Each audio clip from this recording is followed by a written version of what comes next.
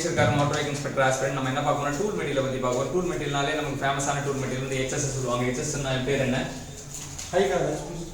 High speed steel. HSS முன்னாடி கண்டுபிடிச்ச tool material வந்து HCS, ஹை கார்பன் ஸ்டீல் தான் ஃபர்ஸ்ட் டூல் மெட்டீரியலாக பயன்படுத்தணும். அப்புறம் ஹை ஸ்பீட் ஸ்டீல், அப்புறம் ஸ்டெலைட் வந்தது, அப்புறம் செராமிக் வந்தது, அடுத்தது கார்பெட் வந்தது, அப்புறம் செராமிக் வந்தது அப்படின்னு தெரிஞ்சுக்கலாம்.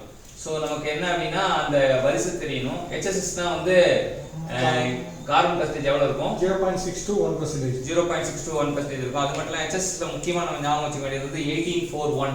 அது ஞாபகம் வச்சுக்கணும். 1841, 18 டங்ஸ்டன், குரோமியம், வனாடியம் ஞாபகம் வச்சுக்கணும். இது வந்து HSSல மேஜர் அலாயிங் எலமெண்ட் டங்ஸ்டனாக இருக்கும், மைனர் அலாயிங் எலமெண்ட் வனாடியமாக இருக்கும். தெரிஞ்சுக்கலாம். இது எப்படின்னா ஒரு சின்ன ஒரு குட்டி ஸ்டோரி இருக்குது. ஒரு வாலிபன் 4 வருஷம் கோர்ஸ் படிக்க 18 வயசுல வந்தான், இறந்து போனோம். ஒரு வாலிபன் 4 வருட கோர்ஸ் படிக்க 18 வயது வந்தான் அப்படின்றது ஞாபகம் வச்சுக்கலாம். கட்டிங் டூல் வந்து எப்படி இருக்கணும்? Cutting tool is much harder than the workpiece. workpiece வந்து ஆர்டரா இருக்கும், ஏன்னா அப்பதான் வெட்டும். Yet the tool wear out during the tool work. In the interaction because extra hardness is imparted to the workpiece due to the severe rate of strain. So strain, அதனால தான் வந்து அந்த extra hardness நமக்கு கிடைக்குது அப்படின்றாங்க. Strain Horton ஆகுதுனால TNPSC 2018 கேட்டிருக்காங்க. Chip equivalent.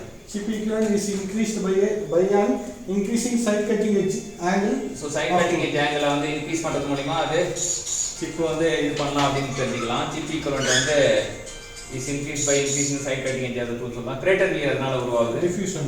Greater wear வந்து டிஃப்யூஷனால உருவாகுது. CD அப்படின்னு அர்த்தம். Greater wear diffusion. இது 2008 கேட்கப்பட்ட கேள்வி. இந்த கிரேட்டர் வியர் வந்து நடக்கும்போது என்னன்னா டூல் வந்து அப்படியே நம்ம எங்க இதுவாகும்னா ஒரு பள்ளம் மாதிரி ஆயிடும். கிரேட்டர்னா பள்ளம்னு அர்த்தம். கிரேட்டர்னா பள்ளம். இந்த பள்ளம் வந்து என்ன டிப்ல இருந்து கொஞ்சம் தூரம் தள்ளி தான் பள்ளம் வெட்ட ஆரம்பிக்கும். ஏன் அப்படின்னா சிப்பு எரோடு ஆகிறதுனால இந்த இடத்துல டெம்பரேச்சர் வந்து மேக்ஸிமமாக இருக்கும் அப்படின்னு தெரிஞ்சுக்கலாம். ஸோ இதுதான் கிரேட்டர் வியரோட முக்கியமானது. ஸோ கிரேட்டர்னா குழி அப்படின்னு அர்த்தம். அது எதனால ஏற்படுனா ஹை டெம்பரேச்சரால அந்த டெம்பரேச்சர் கொஞ்சம் டிப்ல இருந்து கொஞ்சம் தள்ளி நடக்கும். அது டிஃப்யூஷன் அது நடக்கும் அப்படின்னு தெரிஞ்சுக்கலாம். இதெல்லாம் கிரேட்டர் வியர்ல முக்கியமான கேள்விகள் அப்படின்னா tool material plus wear, chip equivalent இதெல்லாம் சொல்லி கொடுத்த மகேஷ்க்கு மோட்டார் வெஹிக்கிள் இன்ஸ்பெக்டர் போஸ்டிங் கிடைக்கும் சொல்லிட்டு மனசார வேண்டுவோம், வாழ்த்துவோம், பாராட்டுவோம், நன்றி கூறுவோம்.